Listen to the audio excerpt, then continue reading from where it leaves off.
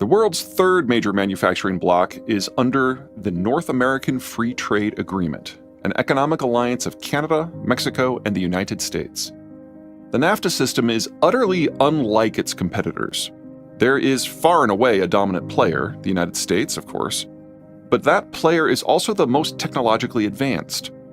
Canada exists at a similar wage and tech level, so what integration exists is largely concentrated where Detroit, Michigan meets Windsor, Ontario, the core of the northern lobe of North American automotive manufacturing.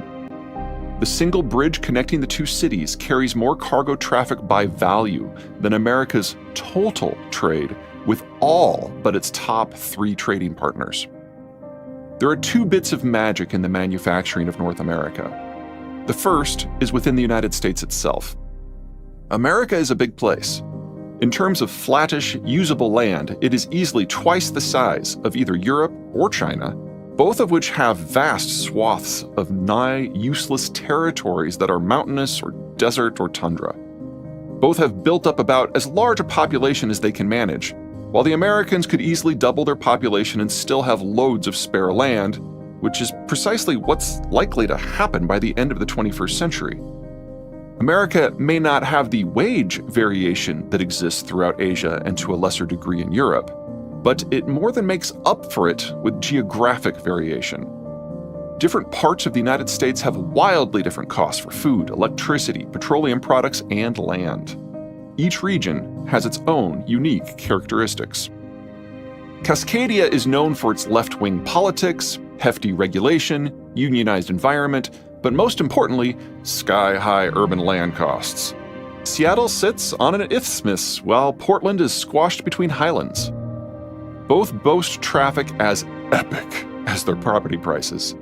The only saving grace from a cost point of view is the region's cheap electricity. Hooray, hydropower. The only play the Pacific Northwest has in the world of manufacturing is to move upmarket and provide the highest value add possible. This is the land of Boeing and Microsoft. The American Northeast is tight, tight, tight. High land costs, high labor costs, overloaded infrastructure, high regulatory barriers, heavily unionized, densely populated cities, nearly zero green space to be had. Most manufacturing has long since decamped the region, leaving behind a weird bifurcation. First are the legacy corporations that date back nearly to the country's industrialization, such as GE, Raytheon, and Thermo Fisher Scientific. None produce all that much locally, but corporate headquarters and intensive design work both call Massachusetts home. Second, what stuff is still built here has been shaped by ever-rising costs for siting, labor, and regulatory compliance.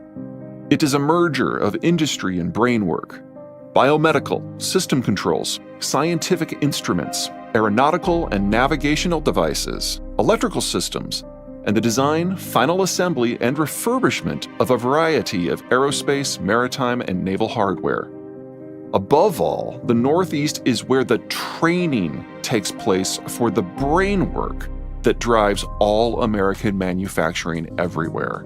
After all, the Northeast is home to Yale, Harvard, and that most hallowed hall of nerds, the Massachusetts Institute of Technology. The Front Range, where I hang my hat these days, and the Arizona Sun Corridor are a world apart. Land is dirt cheap. Regulations are for the bonfire. But there just aren't all that many people, and the cities are certainly not close together. The combined population of the two zones' urban corridors isn't much more than 10 million, and the drive from Colorado Springs, the southern extreme of the very extended Denver metro, to Albuquerque is a cool 4 hours. And even that only if the traffic is light, the weather is good, and the cops are asleep. Between very limited economies of scale and high in-region transport costs, standard manufacturing supply chains are almost out of the question. The solution? Tech servicing and all-in-one manufacturing hubs that don't heavily integrate with the rest of the country unless it makes sense for the product to be flown. This is the corner of America getting into high-end semiconductor fabrication of the Japanese and Taiwanese style.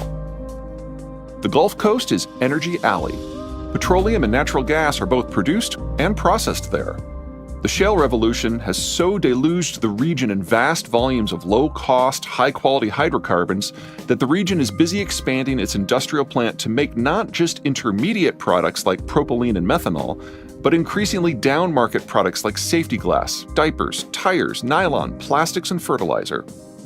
The biggest problem? Siting can be a bit of a bitch.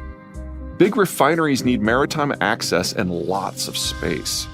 Still, this region lucks out in two ways. First, the Texas coast sports an extensive chain of barrier islands that provide it with more shielded port potential than all of Asia. And the lower Mississippi in southern Louisiana isn't even remotely shabby either. Second, most American petrochemical facilities were built with lots of standoff distance. Working with large volumes of oil and natural gas at high temperatures can be dangerous work. At least some of that empty space can be converted and is being converted into yet more industrial capacity. A region that consistently surprises to the upside is the American Piedmont. Sub-average educational system, semi-rugged terrain that both increases transport and land costs while limiting opportunities for integration and economies of scale. Limited options for river transport. Doesn't feel like the South should be very successful. But the locals more than make up for the shortcomings with oppressively felonious levels of charm. Rather than wait for investors to come to them, Southerners venture out to potential investors the world over, typically bringing with them their delegation's combined body weight in bourbon to smooth over any cultural barriers. Fun fact: when hard-drinking American Southerners meet with equally hard-drinking Koreans, the result is one of those irresistible force, immovable object contests. Once the Southerners inebriate, land an investor, they then set to work back home to create the perfect customized business environment.